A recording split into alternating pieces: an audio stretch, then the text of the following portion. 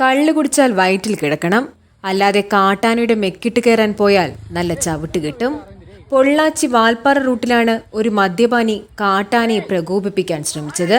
ആന ദേഷ്യത്തോടെ ഉച്ചത്തിൽ അലറുകയും മരത്തിൽ തുമ്പിക്കൈ കൊണ്ടടിക്കുകയും ചെയ്യുന്നത് നമുക്ക് വീഡിയോയിൽ വ്യക്തമായി കാണാം. എങ്കിലും അയാൾ ആനയുടെ അടുത്തേക്ക് പോകാൻ ശ്രമിച്ചു. ഭാഗ്യവശാലാണ് അയാൾക്ക് അപകടമൊന്നും പറ്റാത്തത്.